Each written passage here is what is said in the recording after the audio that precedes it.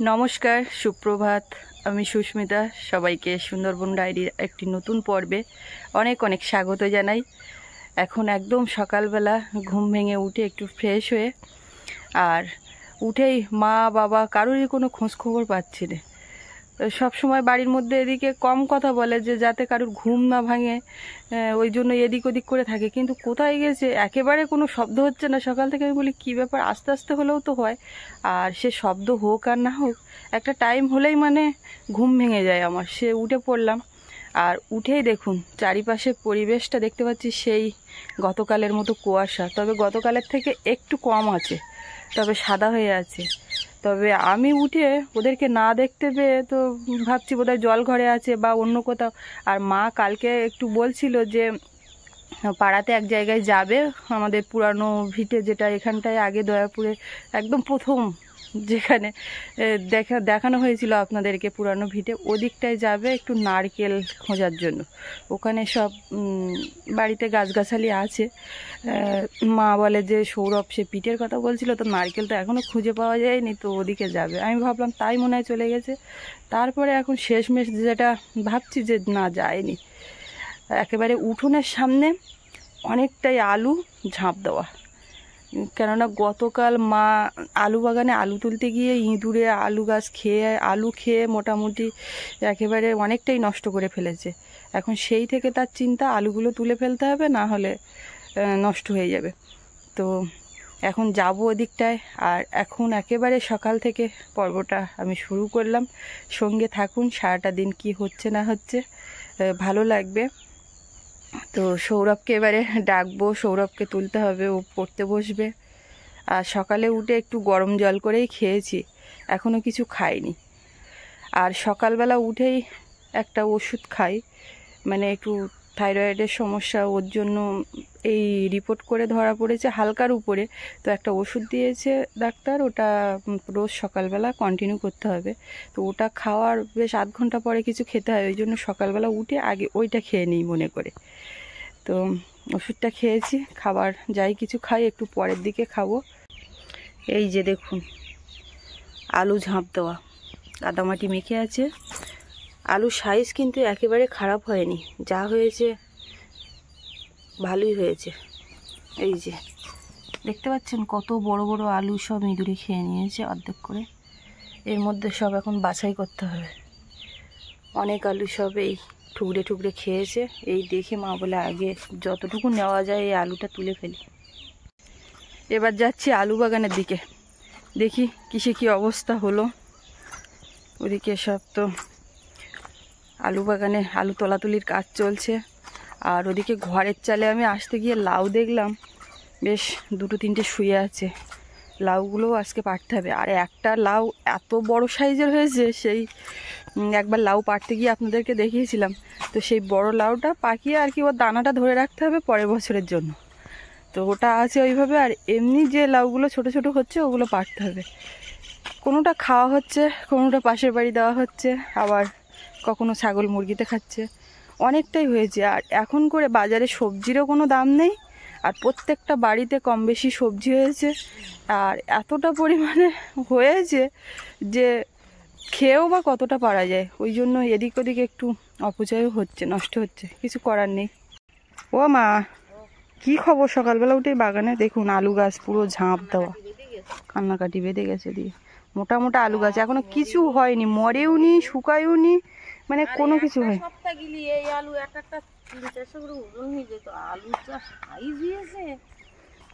পুরো এই একটা খণ্ড তো তোলা হয়ে গেছে দেখতে পাচ্ছি। না না, ওই তুলে কি করবো, আর কোনো উপায় নেই, আমার আর কিছু করার নেই এখন এই মুহূর্তে, যা অবস্থা। কালকেই বাগানে আলু তুলতে এসে দেখে মোটামুটি তারপর থেকে কি করবো বলো। এ তো আর আলু দেখবা গাছের গোড়ায় অসংখ্য আলু, আমি তো বড় হতে দিয়েছে। উঠোনে ওই ঝাঁপ দেওয়া দেখলাম, অসংখ্য আলু, আলু গাছের গোড়ায়, গাছ আসো মরিনি। সাইজ কিন্তু একেবারে খারাপ হয়নি বলো। এই আলু কত বড় হইতো আর এক সপ্তাহ বাদে। এই তো এখনই বড় হওয়ার সময়, এই সময়টা দেলে। আর এদিকেও এই ঝাঁপ দেওয়া আছে আলু গাছ পুরো। তরতাজা আলু গাছ। আমি চাষ করে আমি বিরাট ঠকা ঠকে গেলাম। আমার ইঁদুরি আমার সর্বনষ্ট করে দেয়। হ্যাঁ, ঠোকা আর কি। আর কি এইভাবে এই ক্ষতি হয়ে গেল না। এখন কেউ আলু তোলে তো না, ও বাগানেও লেগেছে। এটাও তুলে ফেলতে হবে নাকি? তুলতে হবে হয়তো, কেননা ওই যে ইঁদুর লেগেছে ওই ফাঁক করেই দেখো ওখানে উল্কি ঝাবি গিয়ে ইঁদুর উল্কি ভর্তি গিয়ে। তাই ওই এক রাত গিলি তো আরো চুষে ফেলবে। কচি কচি আলু পাচ্ছে আর খাচ্ছে, বিশাল খাওয়া খাচ্ছে, কোনো মতেই রোধ হচ্ছে না। কি করবো? আলু চাষটা বেকার খাটনি হয়ে গেল। মাঝখানে পড়ে বেশি আলু যা হয়েছিল এগুলো বড় হলে ঠিকঠাক হলে। এই আলু তো বেশি দিন রাখা যায় না, এই তো জালি আলু না একদম। আর এই টমেটো গাছগুলো যা টমেটো ধরেছে, তো ওতে কি ইঁদুর লাগছে নাকি? আর ওই ইঁদুর কুমড়ো গাছ টমেটো গাছের গোড়া দিয়ে তো সব খাত করে ফেলাচ্ছে। দেখতে পাচ্ছ না টমেটো ভর্তি হয়ে গেল না, সব গাছে টমেটো ভর্তি। টমেটো গাছের ফুল, আর ওইদিকে ওই টমেটো হয়েছে। হ্যাঁ, কে কত খাবে, পাশাপাশি ওরা ওই নিয়ে গেছিল কালকে, আর কেউ যদি খায় নিয়ে যাবে। কিসের পিলি হচ্ছে মা? এই পিলি করে রাখতেছি, ওই গোড়া তো ঝিঙের দানা আর কুশির দানা দেবো। যাক, তুমি জায়গা পাচ্ছিলে না, আর ইঁদুরি তোমার জায়গা দিয়েছে। মার মুখটা বলো শুকিয়ে গেছে, হাসি আর আসছে না। বলো, রাত্রি মনে হয় ঘুম হয়নি কালকের ওই দেখার পর। 3বার আসবি ইঁদুর তাড়াতি, ইঁদুর তাড়াচ্ছি আমি, কি করবো? আম গাছে এখন সব বোল আসছে। ও আমাদের আম গাছে বোল আসছে। পুরানো গাছ ওই দুটো সেই কলমের গাছে যেটা ভালো আম হয় সেই গাছটা এখনো বলে আসেনি, কিন্তু এই কাঁঠাল গাছের দিকে ওই গাছটাই বলে গিয়েছে। ওই ঠাকুর ঘরের ধারে একটা ছোট গাছ, ওইটাই আসেনি না? ওটা না, তবে ওই আটির চারায় বেশিটাই এসে। কোথায় খবর পেলে? সবাই যখন বলতে তাই ফল থাকে না। বাবা বলছে, সবাই বলছে প্রথম বছর আম থাকে না, একটাতে তো থাকে প্রথম বছর না থাকলে। বিটের খবর কি? সোজা দাও, এই ও গাছ ছেড়ে দাও, এরকম সোজা দাও। এই বিট, দুটো বিটের মাঝখানে।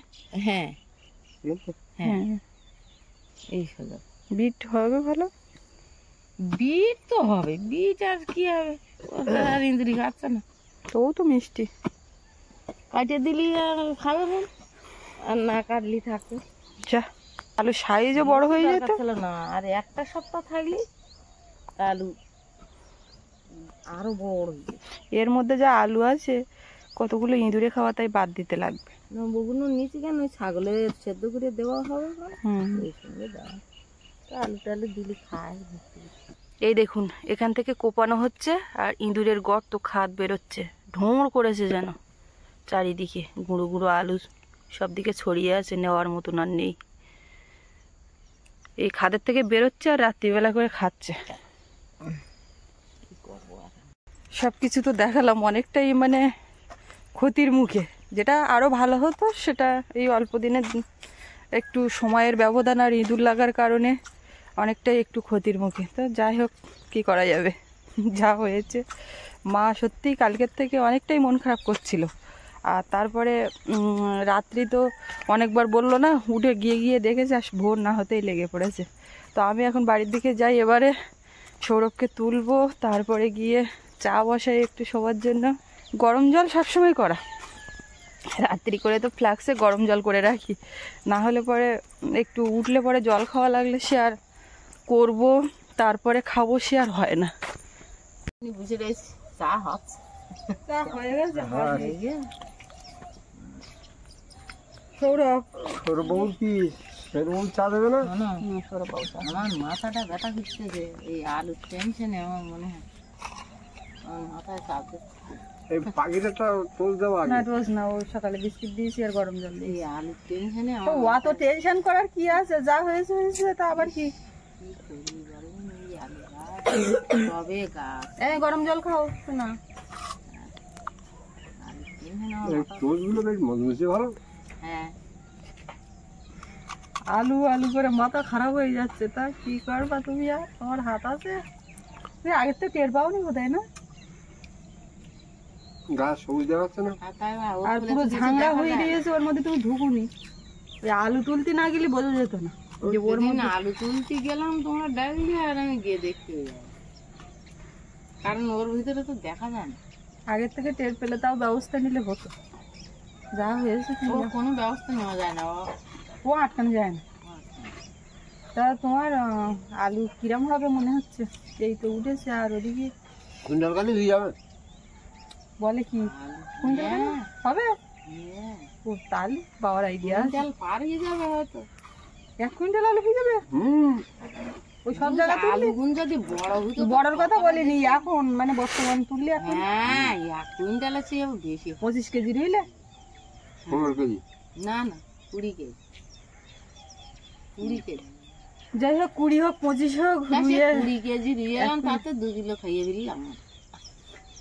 ওটা এমনি খাওয়া যায়। যাই হোক তখন আলু দাম ছিল না, আলু মানে ভালো। না না তবে বাজারে এখন আবার আলুর দাম কমে গেছে, তাই না? কত করে নিচ্ছে? ওই এরকম ছোট সাইজের আলুগুলো 12 টাকা 10 টাকা, আর ওই বড়গুলো বাছাই করা আলু 20 টাকা। তাও বিক্রি হচ্ছে না।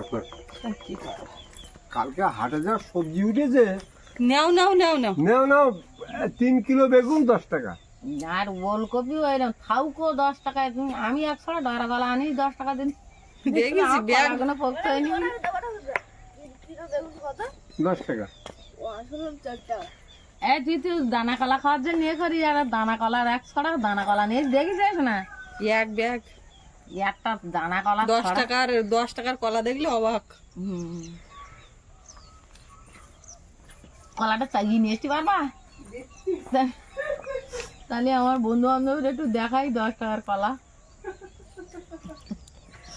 একসাথে খাইয়ে তো আর ফেলাই যাবে। এই যে 10 টাকার কলা, আর এই কয় টাকার কলা যাচ্ছে কিন্তু আর ভালো।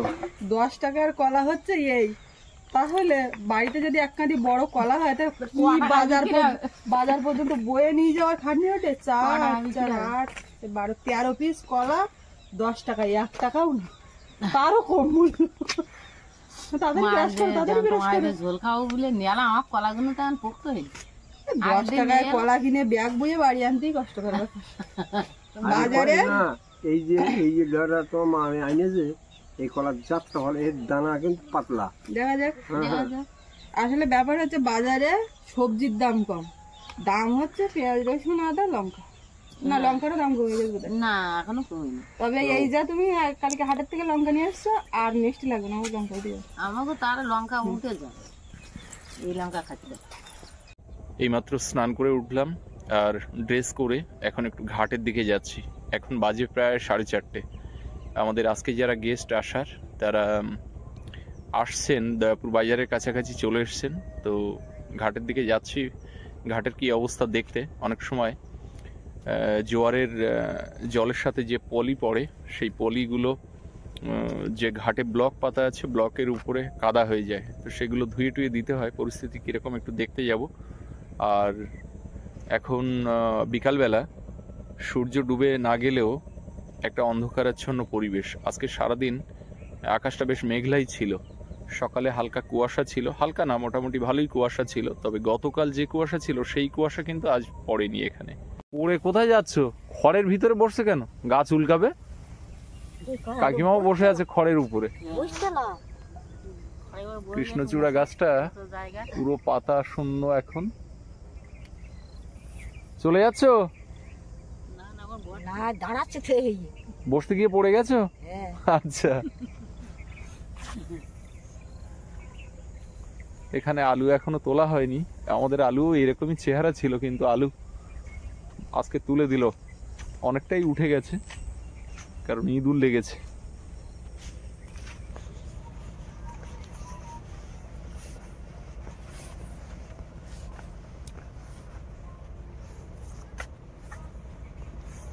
বোট একটা এসে দাঁড়িয়ে আছে, এই বোটটা আমাদের না, আমাদের বোট এখনো আসেনি।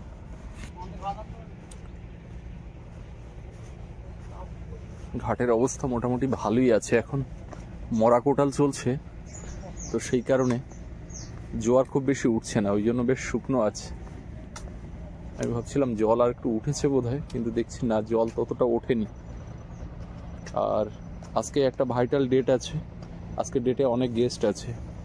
চারিদিকে বোটের শব্দ শুনতে পাচ্ছি, ওদিকে 3খানা যাচ্ছে একসাথে।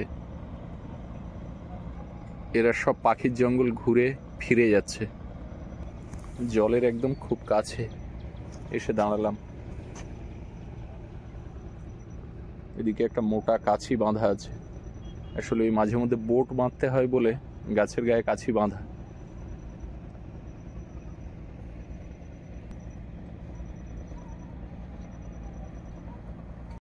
ঘাট যেহেতু ঠিকই আছে, তো এখানে আর কাউকে পাঠানোরও দরকার নেই। আর এখন আপ্যায়নের দিকে যাব। আর আজকে আমাদের আপ্যায়নের ফুল বুকিং আগে থেকেই হয়েছিল, তো তারপরে আমাদের বেশ কিছু গেস্ট তারা বুকিং করেছিলেন, মূলত আমাদের দর্শক, কিন্তু তাদেরকে আপ্যায়নে রাখতে পারিনি। তাদেরকে পাশের রিসোর্টে রেখেছি এবং সেখানে আবার যেতে হবে, কারণ তাদেরও ওঠার সময় হয়ে যাচ্ছে। আমাদের এখানে যারা আসার তারা তো আসছেনই, পাশাপাশি অন্য আরেকটা রিসোর্টেও কিছু আমাদের গেস্টকে রাখতে হচ্ছে। তো তাদেরকে সেটা বললামও, তো ওনারা সেটা মেনে নিয়েছেন। তো তারা আবার আসবেন আমার এখানে, তো এখন সেখানে যাব। আর সৌরভের দাদু দিদা এসেছিলেন, ওরা গতকাল দুপুরের যে খাওয়া দাওয়া হয়েছে, রান্নাবান্না হয়েছে, সেটা আপনারা আজকে কুকিংয়ে দেখেছেন। আর শেষ পর্যন্ত ওরা থাকেননি, সন্ধ্যায় বেরিয়ে গেছিলেন, সন্ধ্যার একটু আগে। তো সেই সময়ের কিছুটা ভিডিও করা আছে, সেটা শেষ অংশে দেখতে থাকুন। কখন কি হচ্ছে তো সেই জন্যই তো না বলা যায় না। আমাদের তো বাড়িতে তো জানিস তো যে কেউ নেই, তাহলে এবার কি হবে? তো কেউ নেই কি করি, মারিয়েছে তো এই এখন যে চারিদিকে কাজ বাজ দোকানে হালকাতা কাজ সবগুলি না সারা জীবন থাকবে, তারই মাঝখানে ফাঁকা বাড়ি কাজের ব্যাপার তার পাবে তাই বলো। আবার আসবো সিনেমার ওখানে সমস্যা মিটে গেলে। আমি ওইটা শুনতে চাচ্ছি, কখন আসছো? মা ডেট বলতে পারবে না, বলতে পারি আসি ওই ফাল্গুনি লাস্টে শুনে বুঝতো। তুমি বলো এবারে ঘরে যখন 3-4টি করে লোক কাজ যখন দেখা যাবে যে আজকে কাজ হবে না, আজকে শনিবার মঙ্গলবার পারবে থাকো তো দুটো খাচ্ছি। ও আমার মা এখান থেকে ডেট করে করে গন্নু করে আর গন্নু দিয়ে দিয়ে আর গন্নু ওটা খাই গেলে পারবে, তাহলে আবার আসো। পারবে জানে তো চলে, পারবে তোমার বাবা তোমার মা পারবে না? তুই না না সেটা তো বলছি তো চালিয়ে নিয়ে এটা না, সেই ওই তো সিম্পানা মানুষ। রাস্তাটা খারাপ তো না ভাই, ও এই দিন নিয়ে এদিকে কাজ হবে না। না বেটা না, আমি মোটা, তাই আমি বলতেছি ও তো সিম্পানা মানুষ, ও পারবে না, তা কি করবে? আমি কারো সাইকেলে উঠতে পারিনি, আমার আসছি আর দেরি করবো। তাহলে আমার সিম্পানা তুমি সিম্পানা। তোমার দুজনে কেনা লম্বা বেশি? ও ওইতে না না এই দুজন বেড়া সমানো, এর লোক দুটো পরিন তাও খারাপ লম্বা না বলো। আমি তো ওই যাচ্ছে সৌরাত সৌরভ আসতে পাখি কথা বলা হয়ে গেছে না, সৌরাত তুমি তাড়াতাড়ি এসো। আরে তাবুজি শাড়ি হয়েছে, হ্যাঁ তাবুজি শাশুড়ি মানে আমার দিদি ভাই শাশুড়ি। তাহলে জ্ঞান হবে কি বলতে হবে না না বস সুমিতার বিন, আমার বিন, আমার বিন না তোমাকে মাইয়ে, তোমার মাইয়ে আমি বেড়াতে যাইয়া তাপসী ভুলে গেল, তা কিন্তু সময় তো পেলাম না, তার যাবো কি কিনা কি হবে, চলে যাচ্ছে হবে।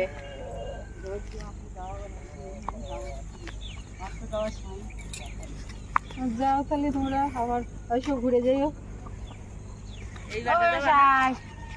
আর আসো ওই আমার ভাবতে পারি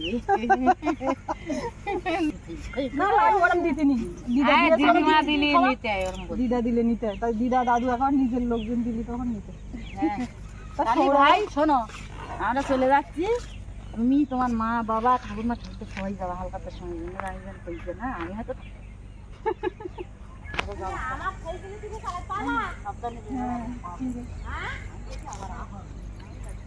একটা বার একটু প্র্যাকটিস দে নাও। আমার তুলে একটু চালাতে পারবা তাহলে আমি খাজুরির মাটিটা খালি আসতাম।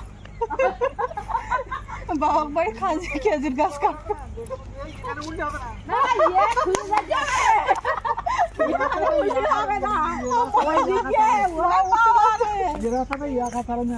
সামনে বিশাল খারাপ টাকা গড়ায় না না তোমার এতটা পথ হাঁটতে হবে।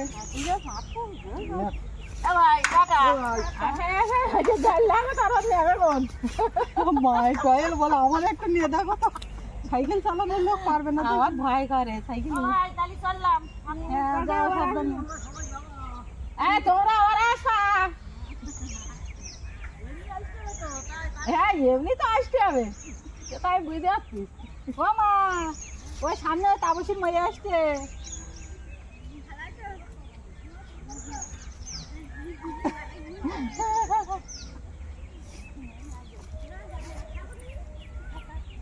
বাবা বলো সেই বিনা পানি পর্যন্ত যাবে তারপরে নেবে, নাহলে এই রাস্তা খারাপ।